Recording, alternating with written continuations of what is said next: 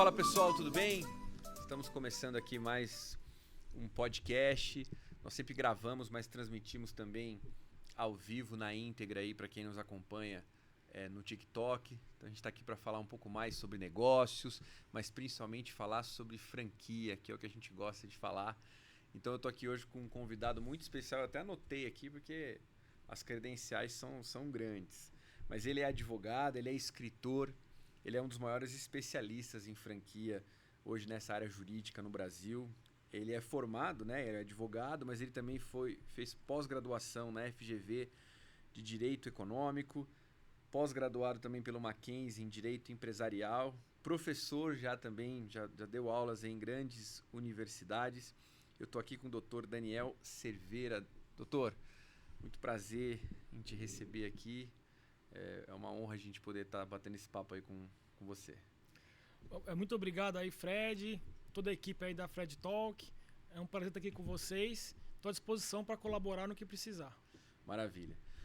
Doutor, para quem não te conhece, né, hoje você está à frente aí de um escritório de advocacia que ele está muito focado na parte de varejo e franquias, né? Já atendeu aí e atende ainda grandes marcas. A gente estava aqui num podcast antes, gravando um podcast antes, não vai sair na mesma data, mas com o pessoal do grupo Alipar, né? Montana, Grileto. E aí comentei com eles que você estaria aqui. Ele nos atende também, então a gente sabe que vocês têm uma carteira de clientes muito grande. Mas eu queria entender um pouquinho dessa tua trajetória, né? Você quando se formou, se a tua ideia já era franquia, você veio para o direito empresarial, né? Foi se especializando nisso, mas quando que essa chave virou e por que você acabou veredando aí para esse lado? Bacana, Fred. Olha, o escritório esse ano está completando 50 anos de existência, né? Quem começou, na verdade, foi meu pai, né? O Mário Cerveira, saudoso, né? Veio a falecer em 21 e ele sempre trabalhou nessa área de varejo. Ele começou lá com mais com as empresas de moda, né, antigamente, que tinha Elos, né, a Zump, aquela turma lá. E aí, naturalmente, né, até quando o escritório começou lá em 73, ainda nem existia a lei de franquia no Brasil. Então, até posso dizer com tranquilidade que ele foi um dos precursores no Brasil nessa área, né? Até outro nome, o nome do contrato, mas todas as características de franquia, né? Muito herdado ali dos Estados Unidos, né? Onde foi ali onde começou, né? Esse tipo de negócio. E aí o escritório, de lá para cá, a gente sempre atuou muito forte, né? Com varejistas. E naturalmente o franchising também ele anda junto, né? Com o varejo. Então hoje em dia a gente trabalha aí com grandes redes de varejo. E a gente trabalha aí com grandes redes, médias e também até com franqueado, né? Então o escritório, eu posso ajudar um pouquinho, a gente tem a visão tanto trabalhar para franqueador como para franqueados também, né? E tanto a parte de contratos, a parte de formatação de negócio mais focado, né, na questão jurídica e também aqueles também interessados em ser franqueados, também te assessora quando não tem conflito de interesse, obviamente, a gente também assessora esses empresários. Então, na verdade, desde quando seu pai fundou a empresa lá atrás, ele acompanhou um pouco por atender lojas, varejistas.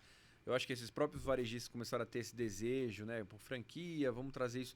Então, ele estava ali ajudando desde o início lá atrás. Então, você já entrou, na verdade, quando se formou e quando veio seguir os passos do seu pai, já sabia, já tinha essa consciência de que seria para o varejo, que seria para a franquia, então.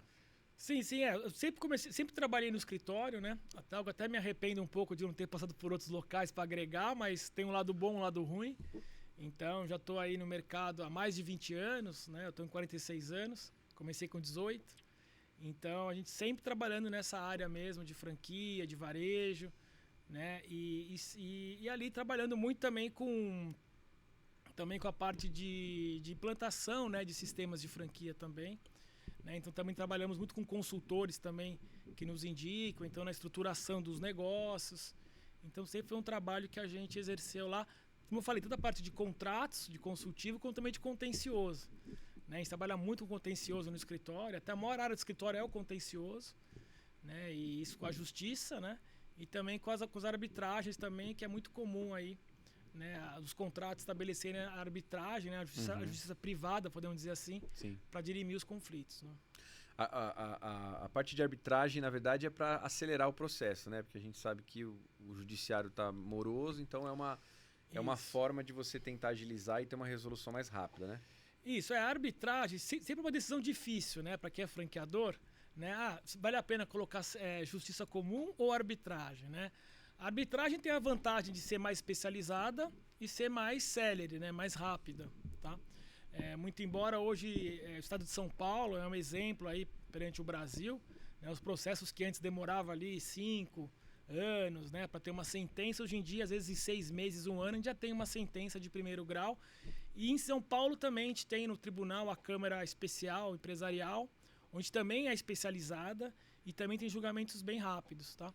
Então é muito difícil então tem que tomar decisão, né? Vale a pena a justiça comum ou arbitragem, né? A desvantagem da arbitragem principal é o custo. É mais caro, né? Ela é muito mais cara e também a arbitragem também normalmente ela também não tem recurso, né? Então você perdeu, não tem como remediar, tá?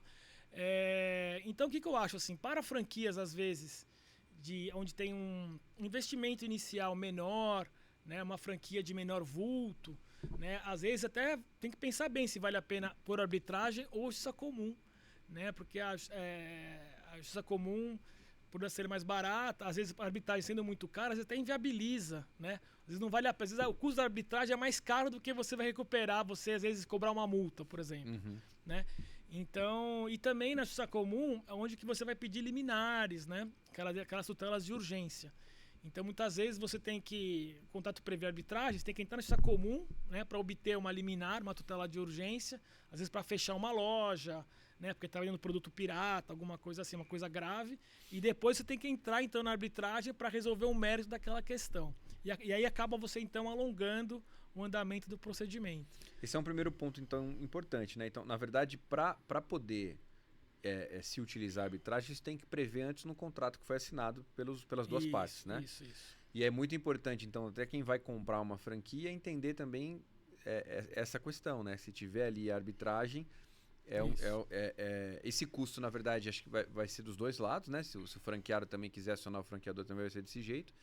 E não cabe recurso. Então, é um ponto importante, por exemplo, do contrato. Já a gente vai falar um pouco disso mais para frente, mas já para se avaliar, né? Exatamente. Então, é uma decisão difícil de tomar, né? Para aqueles franqueadores, às vezes, que acabam tendo uma necessidade maior de acionar os seus franqueados, né? Às vezes, até a justiça comum é a mais indicada, penso eu, tá? Mas a arbitragem, então, sempre tem que ver caso a caso a natureza daquele sistema de franquia, né? Para decidir qual que é a melhor decisão. Tá. Doutor, eu acompanhei, a gente já se conhece há alguns anos já, e na época até quando a gente tinha franqueadora, né, a gente teve a oportunidade de trabalhar junto, vocês prestando serviço para os nossos escritórios. Então, por acompanhar e por a gente se conhecer também, a gente recebe alguns materiais, algumas coisas de vocês, e a gente percebeu, a gente passou pelo pior momento empresarial da história mundial ali com a pandemia. E eu vi que vocês lutaram muito ali pelas franquias e nas questões de shopping, as franquias sofreram muito. Como é que foi essa fase do âmbito jurídico? A gente vivenciou isso no âmbito pessoal, no âmbito do trabalho, no nosso trabalho, mas como é que foi isso no âmbito jurídico para vocês, né, nesse mercado de franquia? Não, perfeito. Olha, o que a gente observou, né? As franquias, né, os franqueados, né, a partir do momento que ficaram sem atividade ou então com as atividades restritas a alguns horários, né, naturalmente os franqueadores, aqueles que cobram por produto, né, ou royalties, também pararam de receber também, de serem remunerados, né? Então ali você estancou uma despesa, uma linha do DRE ali. Os tributos também, né? Você não está faturando, você também não tem que pagar imposto. Agora, e os funcionários também teve aqueles benefícios do governo, né? Aquelas incentivos ali também que ajudou bastante. O problema que ficou ali, que é onde não tinha uma resolução, é a questão dos aluguéis, dos pontos comerciais, né? Muito embora muitos shoppings e locadores ali acabaram isentando os seus inquilinos ou dando os descontos ali razoáveis, uma boa parcela deles continuou cobrando esses aluguéis, né? Ou então só suspenderam as cobranças para cobrar depois, tá? Então você até falou assim, que a gente passou, Mas estamos vivendo ainda, né? Então tem muito ainda... Muita coisa na justiça, né? Muito franqueado que ainda tem o quê? Empréstimo para pagar, né? E tá pagando também as dívidas com shopping centers, né? Então o pessoal ainda tá aí carregando esse passivo ali. E todo mundo vai conseguir chegar lá, né? Uns já melhoraram bem, outros não. A gente observa ainda, muita gente ainda não conseguiu ter um faturamento ao momento pré-pandemia, né? 2019, se a gente computar a inflação, então tá bem difícil ainda. A própria questão também de delivery, né? Também que acaba impactando demais ali a conta, né? O resultado do franqueado, tá? Então, e o escritório a gente atua muito também na parte de locação, de imobiliário. Né? Tem tanto os franqueadores, lojas próprias, como os franqueados.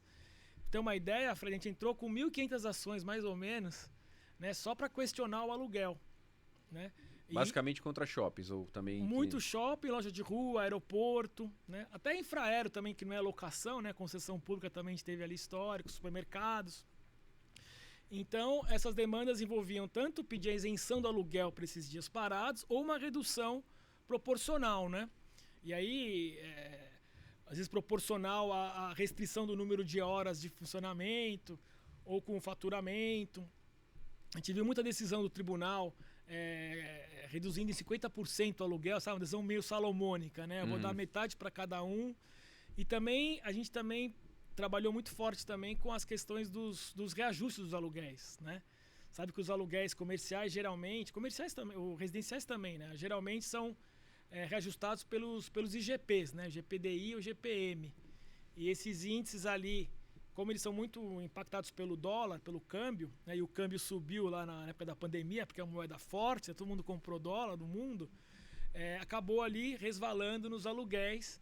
Então também a gente entrou com diversas, centenas de ações ali, buscando a substituição dos IGPs para os IPCs, né? O IPCA, INPC, IPC-FIP, que dava na época ali mais ou menos 30% de diferença entre um e outro. Então também foi uma seara ali que a gente foi alvo de muita discussão.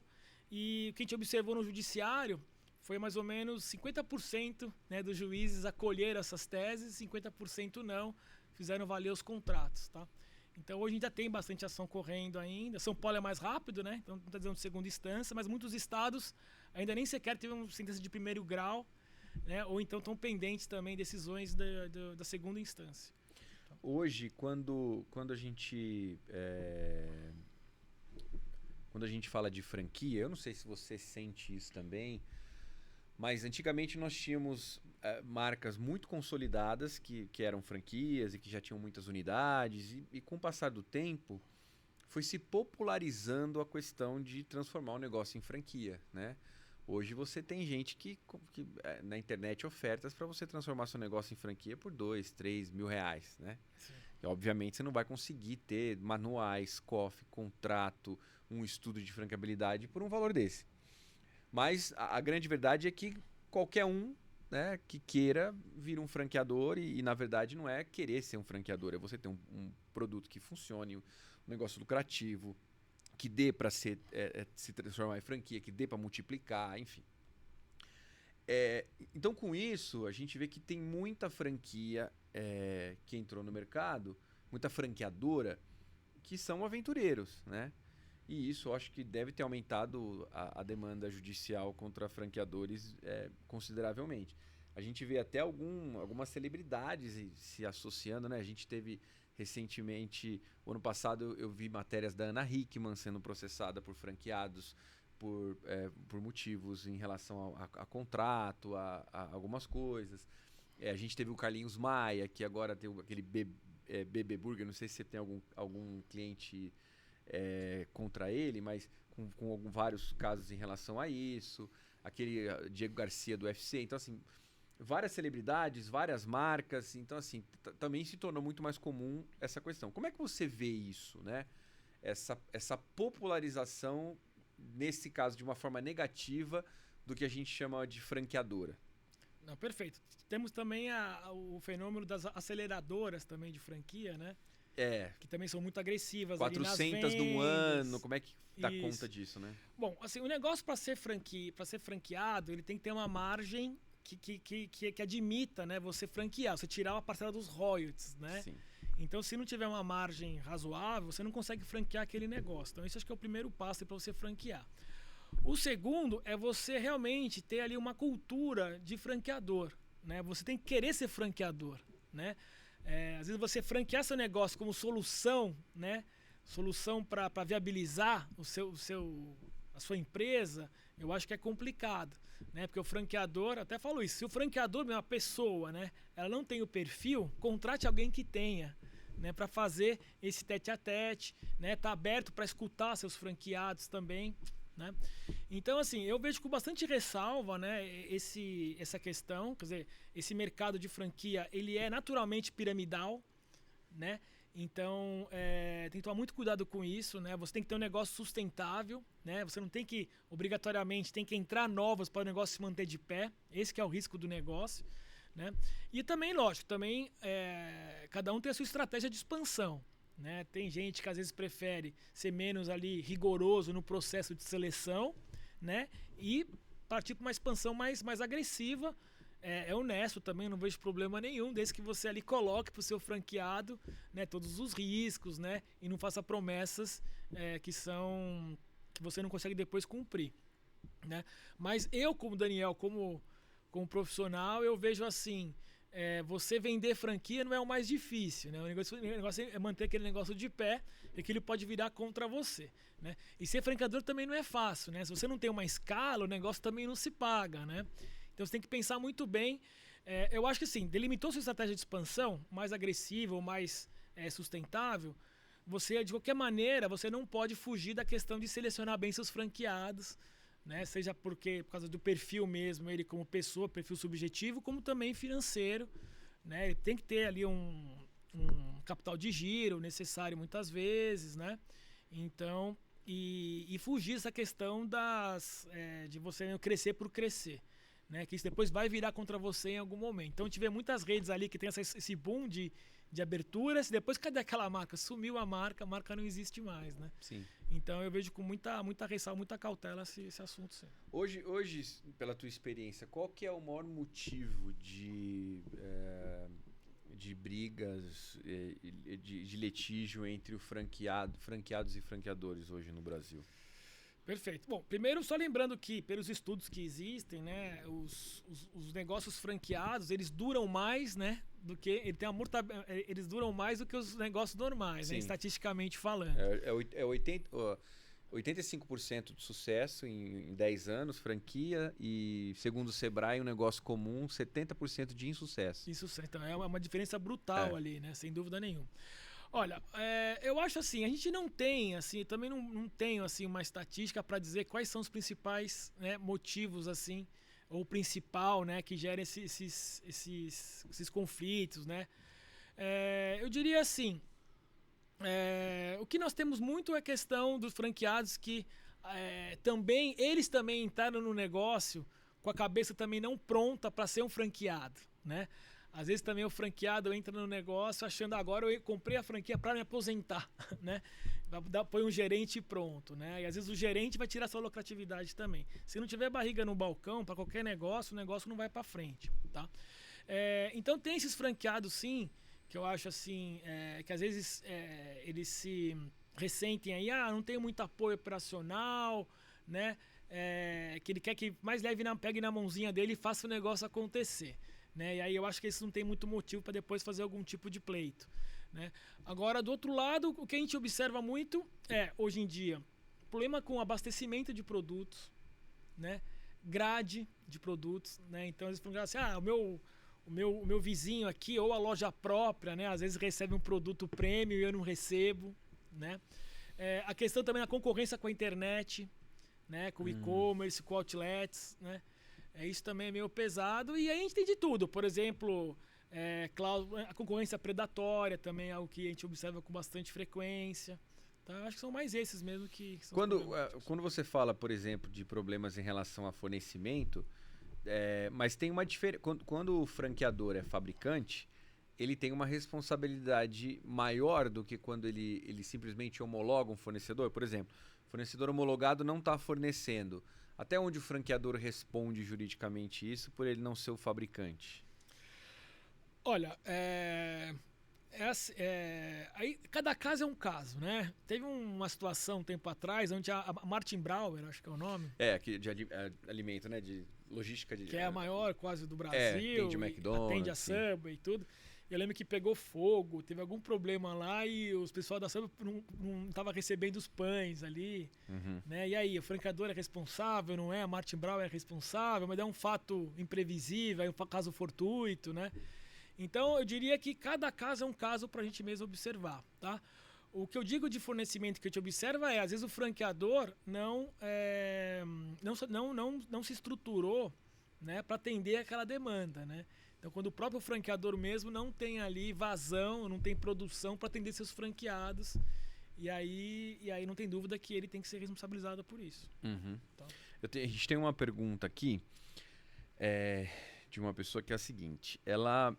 Eu não tenho um ponto comercial e a franqueadora não quer assinar o contrato de franquia, quer assinar um pré-contrato. Eu tenho os mesmos direitos em um pré-contrato? Qual é a diferença? Tá, ótimo. Bom, o pré-contrato, ele está até inclusive previsto na nossa lei de franquia, né? Seria uma opção, né, do franqueador, né, celebrar os pré-contratos ou não. Não é obrigado a franqueadora a ter um pré-contrato. Não é obrigado. E às vezes também tem até que pensar se vale a pena fazer um pré-contrato ou não, né? Porque o pré-contrato te gera uma demanda administrativa maior, né? É mais um documento para você pegar assinado, né, e etc. Às vezes o franqueado não devolve a via assinada, tudo sabe como é que é essa problemática, né, Fred?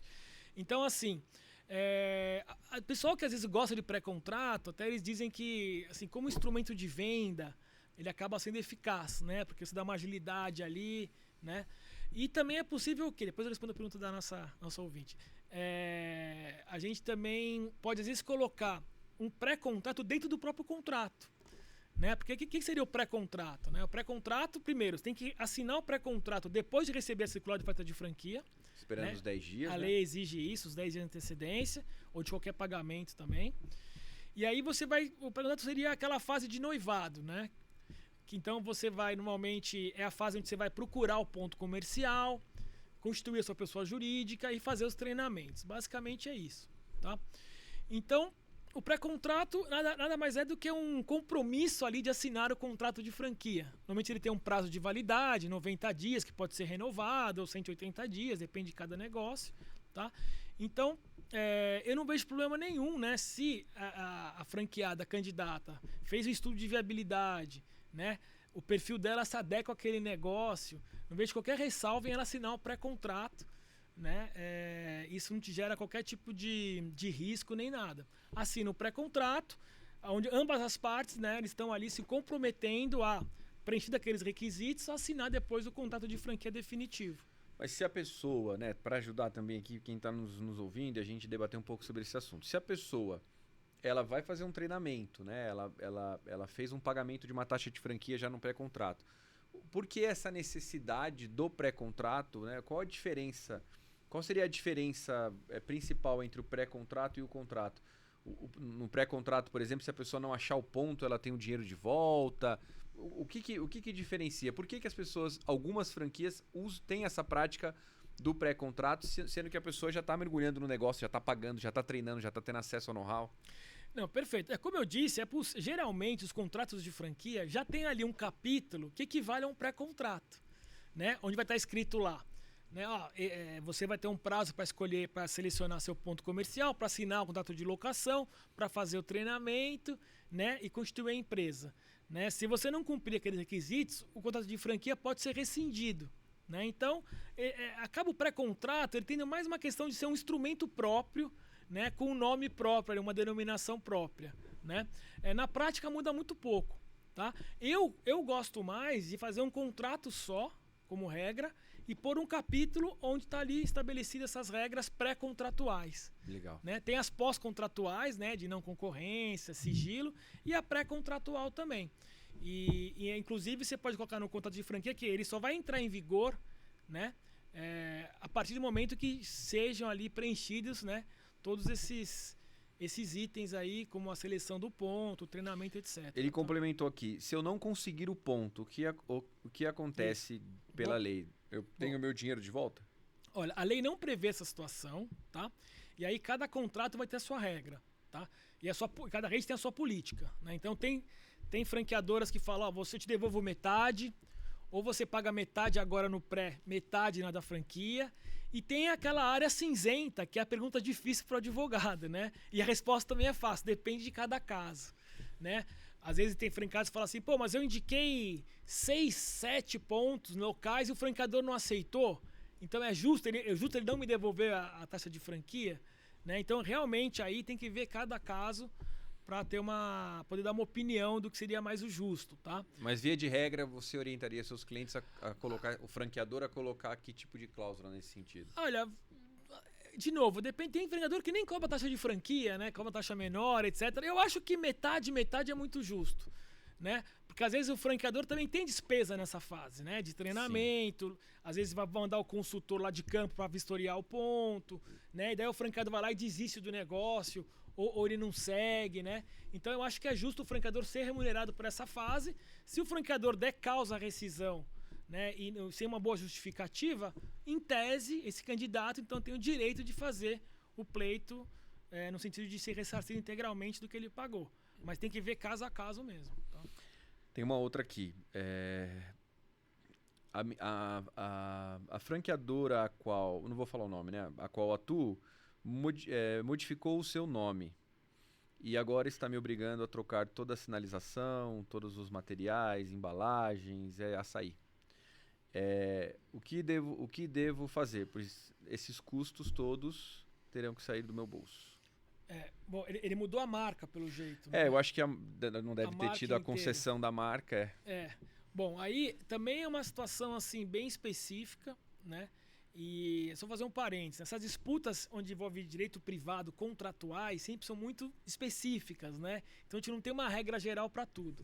Por isso que o importante só fazer um parênteses aqui, quem é franqueador sempre prevê essas situações dos contratos de franquia, né? Por exemplo, eu tenho clientes às vezes que querem vender a rede de franquias inteira, né? E às vezes ela tem uma franqueadora que quem quer comprar não quer assumir aquela franqueadora, quer pôr uma empresa nova. Ele pode ceder esses contratos para uma empresa nova, né? A princípio, se o contrato não prevê, não, né? Porque quando eu fui candidato, eu comprei aquela franquia, né? Porque era aquele franqueador. Como tem o intuito persona, tem o intuito franqueador, né? O inverso, exatamente. Então, o que eu acho? Colocar no contrato de franquia já que a franqueadora pode ceder os contratos para terceiros, como também pode mudar a marca, né? E aí já colocando quais seriam as obrigações consequentes dos franqueados, principalmente quando ainda não tem um registro definitivo no NPI e tudo mais, tá? Então, se tiver previsto, ele vai ter que bancar a troca. Isso. Então, nesse caso, o que eu acho aqui pro nosso telespectador aqui, ou ouvinte, não sei como fala. O importante é analisar bem o contrato, né? Ver se tem ali alguma cláusula nesse sentido e também se já havia alguma sinalização com relação à marca antes, né? Se de repente você comprou uma marca, você celebrou um contrato de franquia, porque era aquela marca que você conhece, que tem uma reputação, e o franqueador, da cabeça dele, resolveu mudar, isso obviamente é questionável, né? Uhum. Tá. Tem uma outra pergunta aqui, do Rio de Janeiro. Opa, peraí que eu fechei aqui. O meu franqueador nunca foi um bom franqueador e não nos dava suporte. Por isso resolvemos montar a nossa própria marca. Montamos uma franquia e estamos com 3 unidades. Quando saí da franquia, ele nem me ligou, nem me questionou, porque realmente não me dava suporte. Agora que já estou com 3 unidades, ele está me acusando de ter quebrado o contrato, pois estou fazendo concorrência. O que fazer? Bom, a cláusula de não concorrência, né, é uma cláusula que pode ou não estar prevista no contrato de franquia. Tá? Então é muito comum, né, os contratos estabelecerem esse tipo de disposição que diz o seguinte: o franqueado, seus sócios, familiares, parceiros de negócios, né, não podem explorar a atividade concorrente durante a vigência e também depois de certo prazo após o término do contrato, 24 meses, 5 anos. Tá?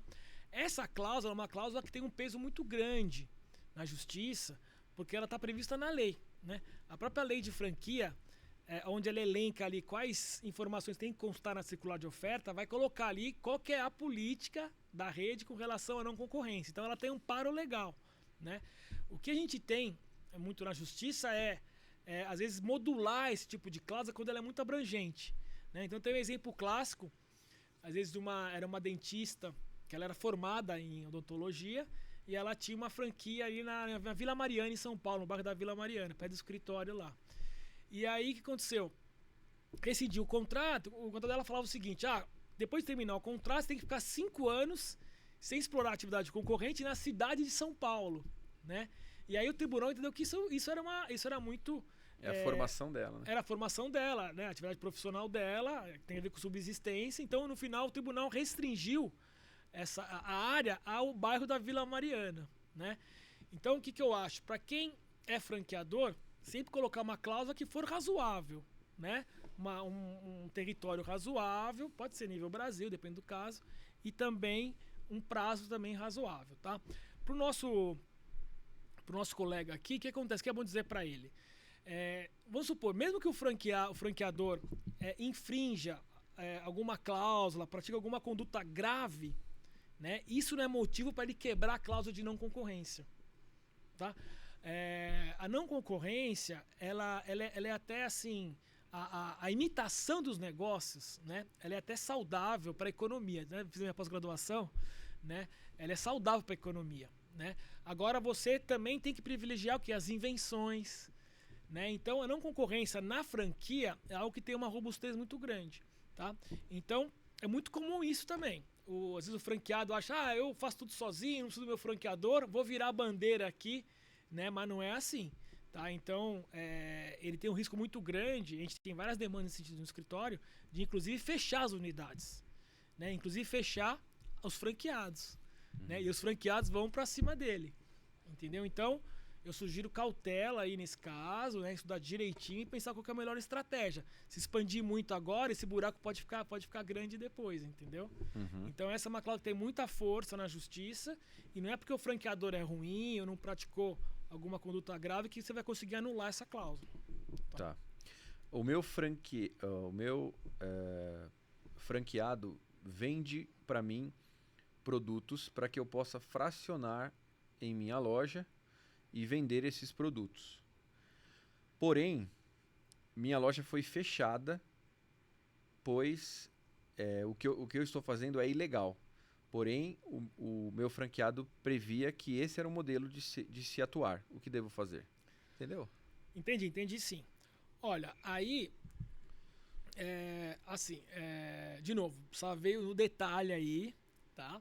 Mas se o seu franqueador, né, ele te orientou, né, a você praticar determinada atividade que é em desconformidade com a lei, algo ilegal, seja do ponto de vista de vigilância sanitária, do ponto de vista tributário, ele sim tem que ser responsabilizado por isso, tá?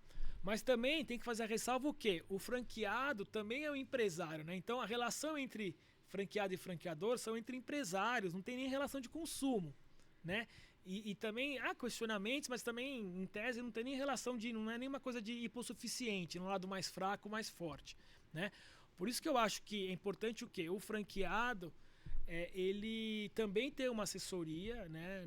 Seja na seleção daquela franquia e na sua contratação, e validar também todas as operações do franqueador, né? Se ele já percebe, não é porque o franqueador falou que eu vou fazer, né? Se o franqueador falou, vai lá, mata aquele cara lá que tá dentro da, né? Você não vai fazer isso. Lógico que é um exemplo absurdo, mas então eu acho assim, é bom ver direitinho qual que é esse caso, tá? A princípio sim, se o franqueador te vender um modelo de negócio que é fraudulento, você sim pode responsabilizá-lo, mas também não te exime, né, perante terceiros, por exemplo, né? Seja serviços sanitários, consumidores, pode te acionar, depois você pode acionar o franqueador, mas tem essa área cinzenta aí no meio para falar o quanto que você tinha ciência ou não. Por isso que é importante também ver o tempo de negócio, né? Às vezes ele tá lá, acontece muito, eu tô 5 anos fazendo isso, né? Agora você vai reclamar quando começou a dar prejuízo? Aí já não pode mais, né? Comecei meu negócio, ele não me falou, faz isso aqui. Quando você percebe que aquele negócio estava errado, como eu falei, já pula fora rápido, notifica, né? Não demore muito para agir. Eu sei que é difícil porque você já investiu dinheiro, seu tempo lá, às vezes até o coração no negócio, né? Mas mesmo com a recomendação percebeu algo que é irregular e ilegal, já tome uma medida rápida, não deixe a coisa demorar muito tempo. Existe alguma diferença, você falando agora me veio aqui, por exemplo, eu acho que nesse caso aqui deve ser alguma coisa com a Anvisa, alguma coisa que é a nível nacional, então, Sim. teoricamente, talvez deveria ter sido previsto isso antes, né? Mas no caso, por exemplo, a gente pega muito casos assim, às vezes na consultoria, que no município, naquele lugar onde a pessoa atua, a legislação municipal permite aquilo. Por exemplo, permite que a pessoa produza um alimento e venda no delivery produzindo de casa, algumas coisas nesse sentido. Porém, quando a franquia vai lá para um município lá do interior do Paraná, vem a vigilância ou vem um problema, e às vezes é quase que impossível você hoje, num país continental que nem o Brasil, você entender ou ter ciência de todas as leis municipais, né? E aí o contrato de franquia prevê que a pessoa precisa buscar ali na região, se tem alguma coisa específica. Nesse sentido, você vê o franqueador protegido em relação a isso? Olha, você tem um cliente do escritório, o que aconteceu? Ele trabalha com área médica, né? E de vacinas também. E aí o franqueado alugou uma casa onde metade da casa permitia atividade e metade não. Era uma confusão ali. E acabou fechando, imagina. Tá? Então, o franqueador é responsável, não é? Deveria ter avisado, né? O que eu acho é o seguinte. De novo, tem a área cinzenta de cada casa, mas que eu acho assim, quem é franqueador entra nesses negócios mais sensíveis, né? Coloca todas essas ressalvas ali no seu contrato de franquia. Tá? Não seria nem na circular de oferta, né? Na circular de oferta só coloca os itens obrigatórios, né? Uhum. Na contrato coloca, olha, você tem a obrigação de apurar legislação local, zoneamento, legislação federal, né? Você tem que cumprir todas essas normas ali e lembrando que as franquias, quanto mais sofisticadas, mais manualizadas elas são, né? Então isso você pode até jogar um manual também, né? Você colocaria as premissas no contrato e no manual você vai no detalhe. E o manual você pode também ir alterando ao longo do tempo, o contrato não, tá? E quem é franqueado, eu acho que também fazer lição de casa, né? Então ali ter assessoria de um contador, né? Um bom advogado, né? Nessa área de sanitária, de alimentos também, uma assessoria especializada para verificar se aquele local e aquela atividade pode ser realizada daquela forma pretendida, tá? Então acho que tanto o franqueador é importante fazer a boa comunicação para o seu franqueado, colocar isso no contrato, no manual, e o franqueado também fazer lição de casa dele, não esperar tudo de mão dada, né? Tudo dado aí, mão beijada pelo franqueador. Essa aqui é boa. Doutor, sou franqueador e gostaria de entender até onde está a minha proteção em relação a problemas trabalhistas. Tá. Sei que com o meu franqueado estou protegido, mas e quanto ao funcionário dele? Muito boa pergunta.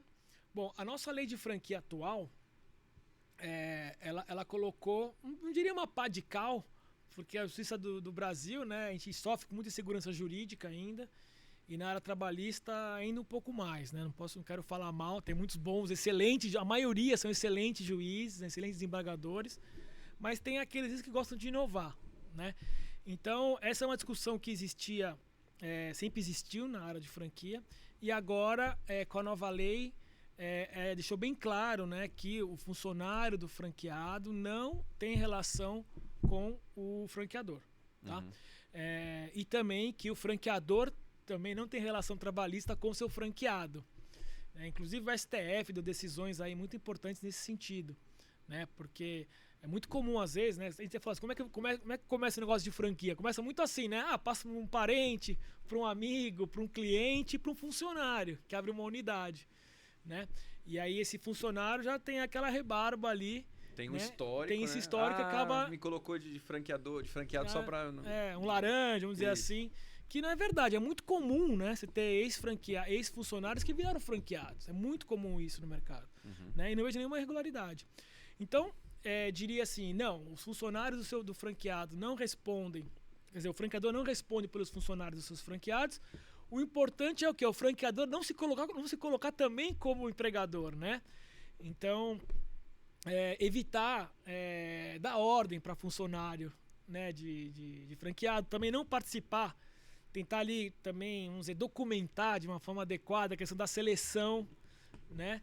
E são esses cuidados, né? Principalmente com subordinação. Você já viu, doutor, ou tem ciência de algum caso onde depois da 13966 de algum funcionário que conseguiu colocar a franqueadora no recebível ali do trabalhista? Não, acontece muito isso. A gente vê decisões aí, uma ou outra por aí ainda, mas como eu falei, o STF deu decisões recentes, né, cortando esse mal pela raiz. Inclusive não só com relação a franqueados, como outros também ramos aí de negócios, né? O STF hoje, eu diria que ele é muito mais liberal, né? Então, o próprio Alexandre de Moraes ali encabeça muito essas teses, né? Da liberdade contratual, tá? Então, às vezes mesmo, às vezes até atropelando um pouco, né? Eu não sou advogado trabalhista, temos no escritório, né?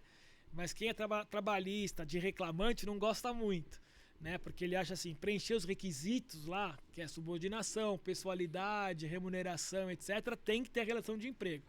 E o STF deu uma decisão já meio que, assim, assinando contrato de franquia, ele per se, automaticamente, ele já não tem uma relação, vínculo trabalhista com aquele franqueador, tá?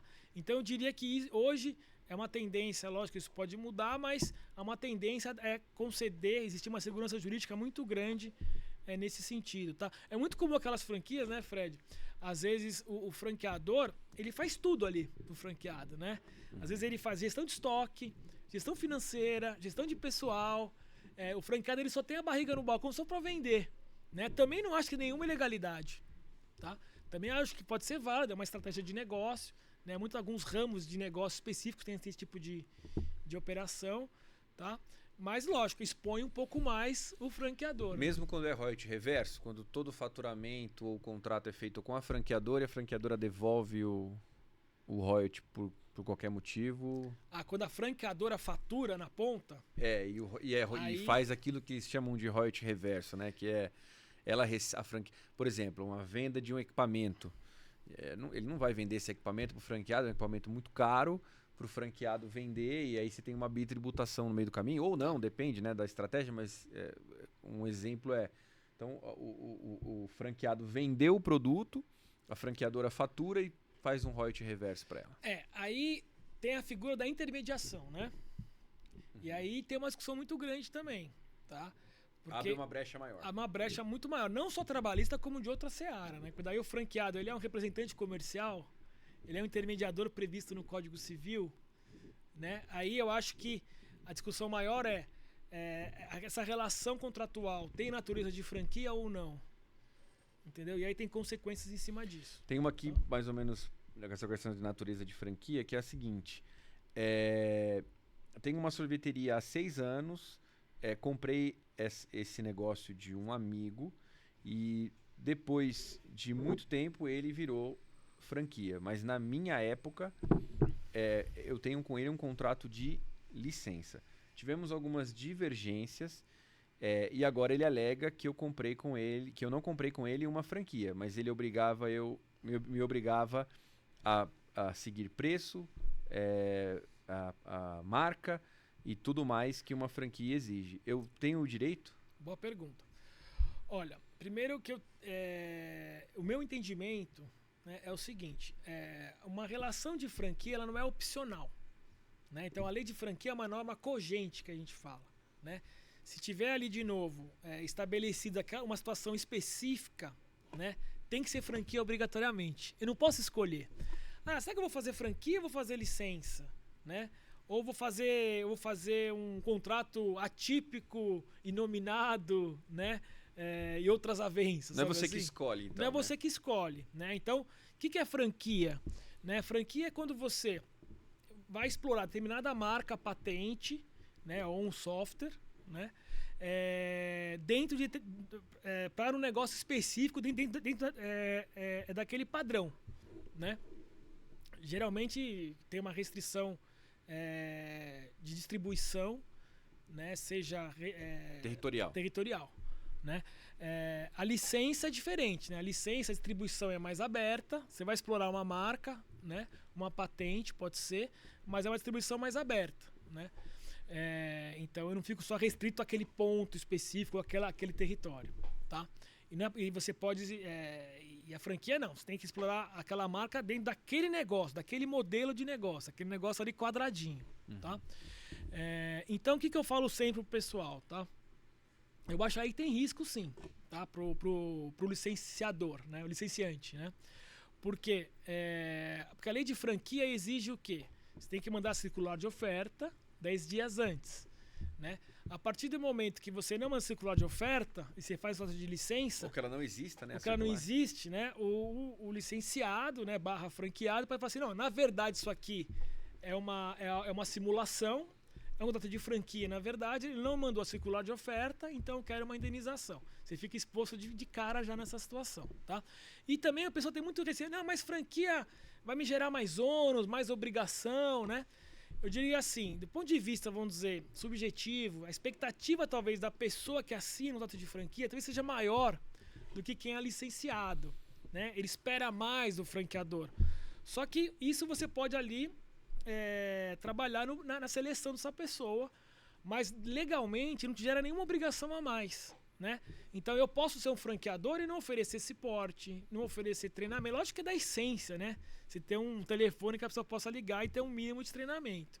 Mas eu posso, às vezes, falar assim, não, você vai explorar minha marca, você vai comprar esse produto aqui e acabou, né? E você não precisa nem pagar royalties para ser franquia, tá?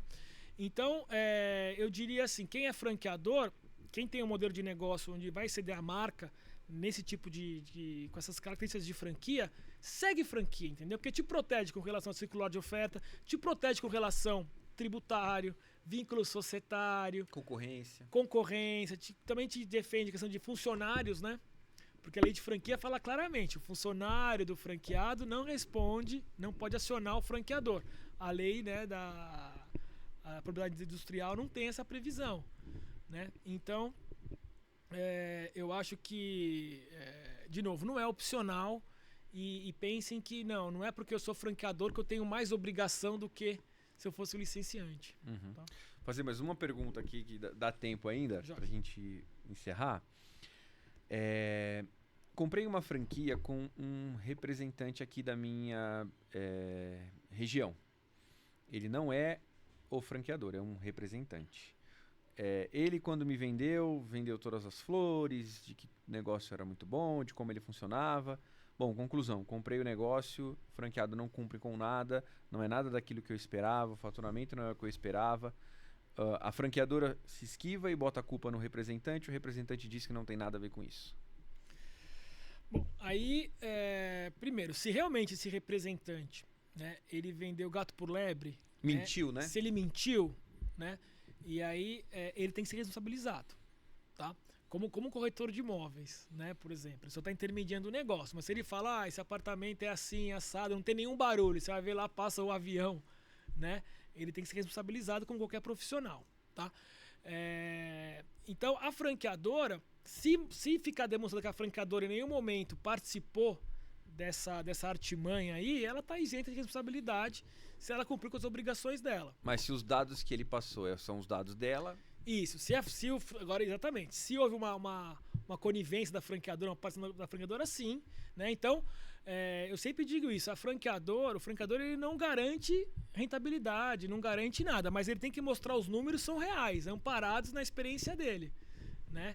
Então, se ele falou, você vai faturar tanto, porque essa é a média da rede, uma unidade com essas características fatura tanto, e está amparado ali pelos dados reais, e não aconteceu o faturamento, não tem o que fazer, tá?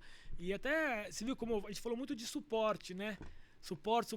Então, isso que é importante os franqueados saberem, né? Então, estudem bem antes de escolher a sua franquia, vê qual é a reputação dela no mercado, fale com outros franqueados, né? Que isso até é uma previsão ali na lei, tá?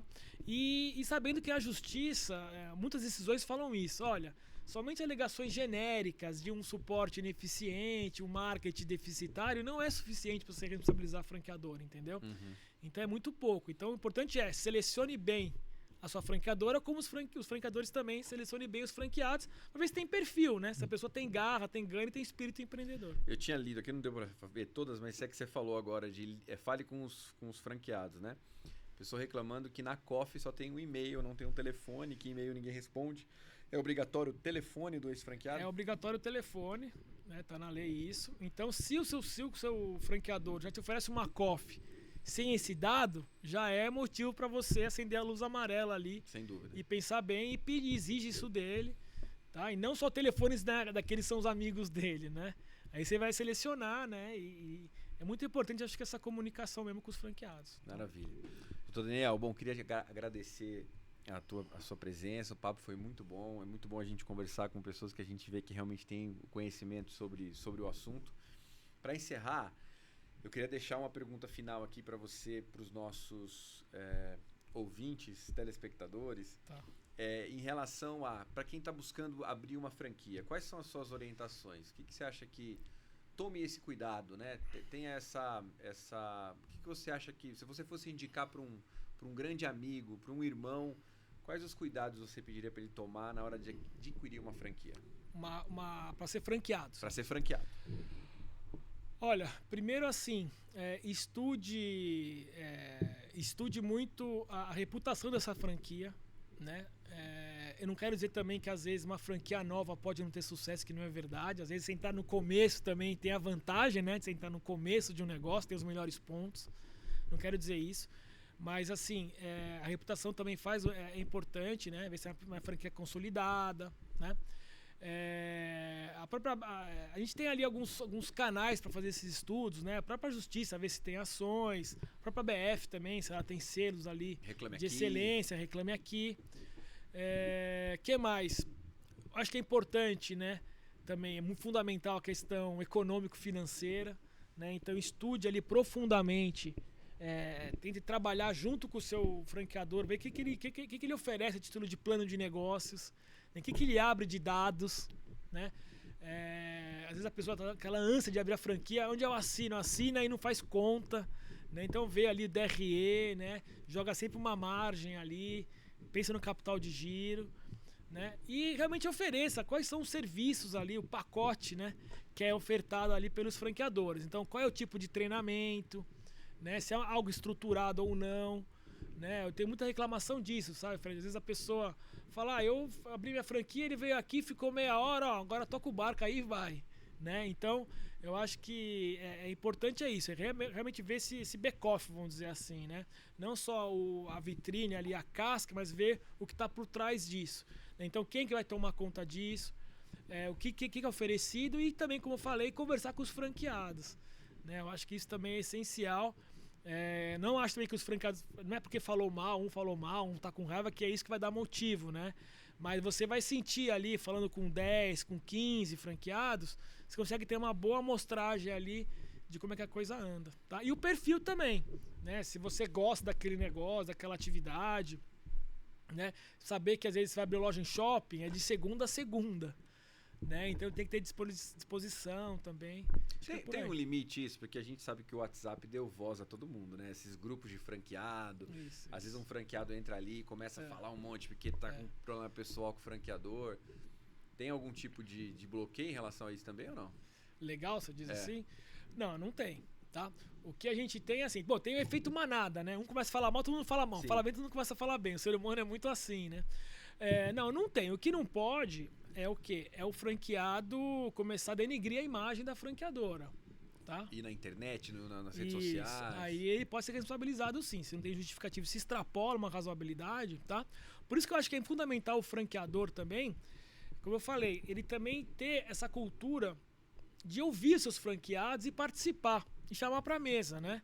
Então, tentar dentro do modelo de negócio, das possibilidades, constituir ali uma associação de franqueados ou um comitê. Inclusive, mesmo se for opinativo, né? Se não for dele, mas mesmo se for opinativo, assim, coloca o franqueado na mesa para participar das decisões estratégicas, né? Eu tenho redes aí, não vou falar o nome por questão de ética aqui, mas que eu falo, putz, esse franqueador é bom de seleção, viu?